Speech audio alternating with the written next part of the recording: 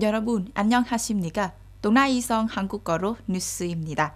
최근 발표된 2022년 인문기 경제 데이터는 더 낙관적인 신호를 가져왔고 경제에 더 명확한 회복을 보여주었습니다. 특히 농업, 임업, 어업 부문이 2.45% 증가했음은 경제가 편성했습니다. 산업 부문은 견성 부문은 6.38%, 서비스 부문은 4.58% 증가했습니다.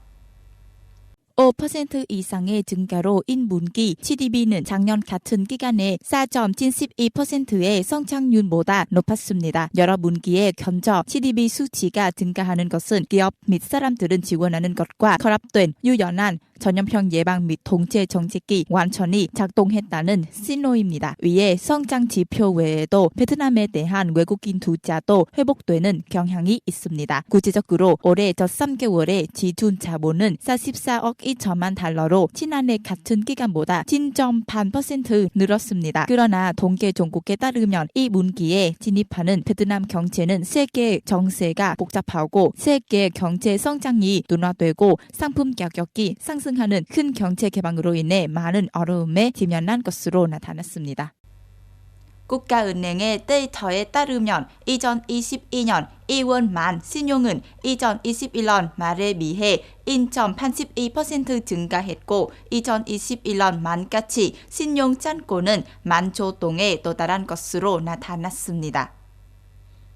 올해 첫 두 달 동안 은행 시스템은 190조 동 이상의 신용은 경제에 투입했습니다. 이전에 신용 잔고는 2022년 1월에 약 2.74% 증가했으며 이는 거의 28,600조 동 증가에 해당합니다. 이는 10년 만에 가장 높은 수준으로 올해 첫 개월에 경제의 대중 수요가 가속화된 것은 반영한 것입니다. 베트남 투자개발은행 증권 합작회사 BSC의 분석 보고서에 따르면 2022년 신용 수요는 전염병 이후 계속되는 경제 회복에 힘입어서 계속 높은 수준을 유지하고 14% 증가한 수 있다고 합니다. 또한 향후 3년 동안 35,000조 동으로 추산되는 지원 패키지도 신용 성장에 기여한 것입니다.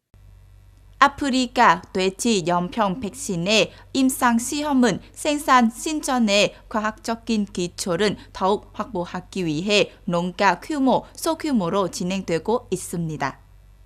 베트남이 생산하는 아프리카 돼지 연평 백신이 돼지를 위해 안정성과 면역 보호 수준을 평가하기 위해 전국 돼지 10,000마리의 소규모 실험 단계에 이르렀습니다. 성공하면 베트남이 아프리카 돼지 연평 백신은 생산하여 유통할 수 있는 과학적 기반이 된 것입니다. 지금까지 유통 및 소규모 사용 등록 단계까지 백신은 연구 생산할 수 있는 기업 3곳 중 2곳이 있었습니다. 그 결과는 백신이 베트남은 물론 국제 수의산업 인반 규정인 불임성, 안정성, 유효성에 대한 기준에 부합하는 것으로 나타났습니다.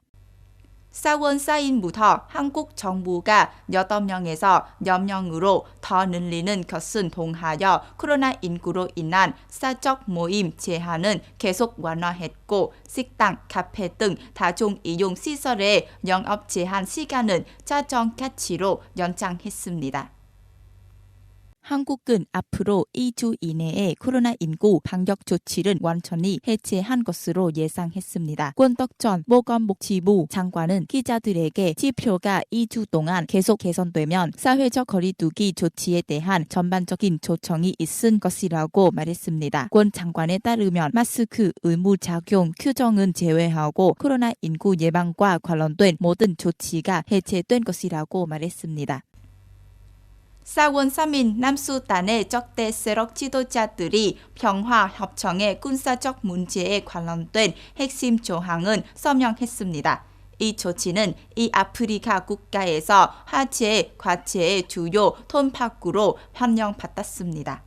산바키르 대통령과 그의 반대자인 리크 마하르 부통령은 무장 세력은 통일한 지휘부를 창설하기로 합의했습니다. 이것은 남수단 내전 종식에 향하는 2018년 협정의 이행은 가속화하기 위해 해결되지 않은 주요 문제 중 하나입니다. 동아이성 뉴스입니다. 잠들어 주셔서 감사합니다.